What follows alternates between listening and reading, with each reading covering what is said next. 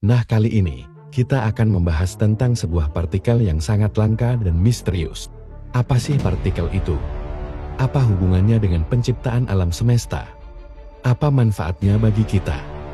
Yuk, simak penjelasan berikut ini.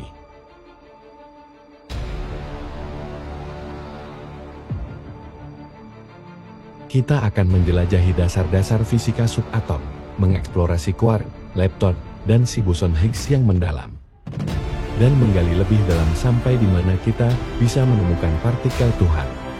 Tanpa basa-basi lagi, let the quantum adventure begin.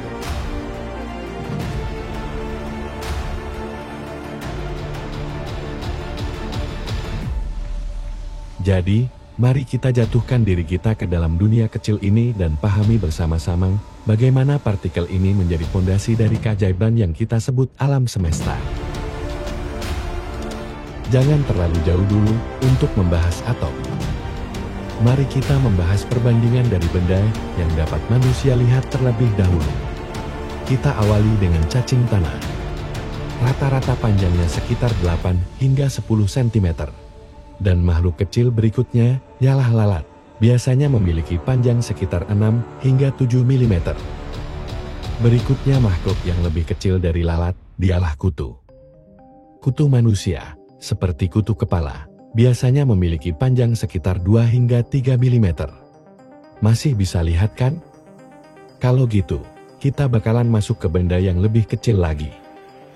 Ukuran gula pasir satu butir dapat bervariasi, tetapi secara kasar, diameternya berkisar antara 0,3 hingga 0,5 mm. Dan itu pun masih bisa terlihat oleh mata manusia. Bagaimana dengan ini? Sel darah manusia. Mata manusia sudah sulit untuk melihat ini, makanya diperlukan mikroskop untuk melihat sel satu ini.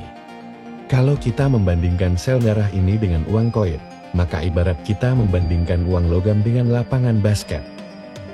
Kita lanjut ke benda yang sangat-sangat kecil lagi.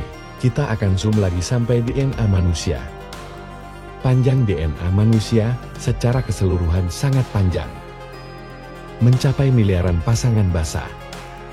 Namun, jika Anda merujuk pada ukuran fisiknya, diameter molekul DNA sekitar 2 nanometer. Ya, kita semua tahu bahwa manusia ini hampir 60% terbentuk dari air. Dan apa kalian tahu? Molekul yang membentuk air ini ukurannya hanya 0,28 nanometer. Sangat kecil bukan? Dari sini kita akan mulai menyusuri dunia kuantum, di mana alam semesta terbentuk oleh partikel ini. Atom. Atom itu diibaratkan seperti Lego. Bagian dalamnya ada bola-bola yang namanya proton dan neutron. Proton itu yang positif, dan neutron itu netral.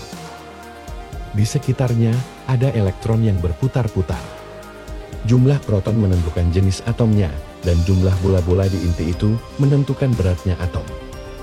Jadi seberapa kecilkah atom ini? Sebagai perbandingan, satu kertas yang tipis saja pun butuh 1 juta atom agar bisa sejajar dengan kertas tersebut. Gak bisa dibayangkan betapa kecilnya atom ini.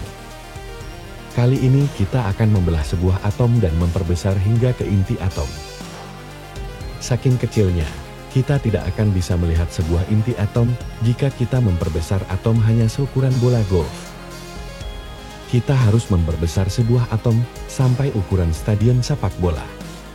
Oleh karena itu, untuk melihat inti atom, diperlukan mikroskop dan teknologi yang jauh melampaui kemampuan mikroskop optik konvensional. Mikroskop khusus seperti mikroskop elektron dapat digunakan untuk melihat struktur atom pada tingkat yang lebih kecil. Gimana? Udah mengertikan struktur atom? Kali ini, saya akan membawa kalian bertemu dengan partikel Tuhan, atau biasa disebut Higgs boson. Partikel Tuhan, atau yang lebih dikenal dengan nama Higgs boson, adalah sebuah partikel super kecil yang memiliki kekuatan sangat besar. Partikel ini bisa memberikan massa atau berat kepada semua benda yang ada di alam semesta. Tanpa partikel Tuhan, semua benda bakal ngebut kayak cahaya dan gak bakal bisa jadi atom, molekul, bintang, planet, atau bahkan kita.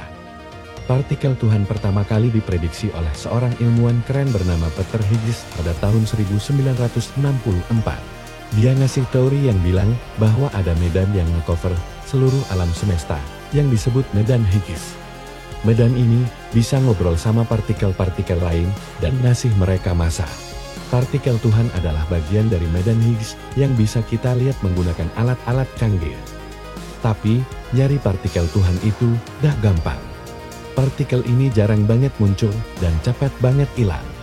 Para ilmuwan harus menggunakan mesin besar yang disebut Large Hadron Collider LHC buat nabrak-nabrakin partikel-partikel menggunakan energi besar dan bikin kondisi yang mirip pas alam semesta lahir. Dengan cara ini, mereka berharap bisa nemuin jejak-jejak partikel Tuhan. Penemuan ini dianggap sebagai salah satu penemuan tergila dalam sejarah fisika, karena bisa ngebuktiin teori Higgs dan ngasih tahu asal-usul alam semesta. Terus, apa sih manfaat partikel Tuhan buat kita?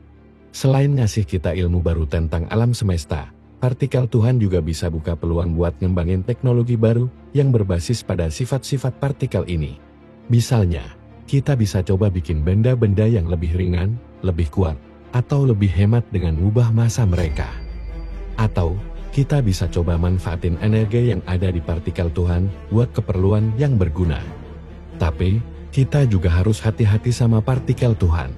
Bayangin aja, kalau kita bisa bikin partikel Tuhan sebesar bola basket, kita bisa lenyapin sebuah planet dengan gampang.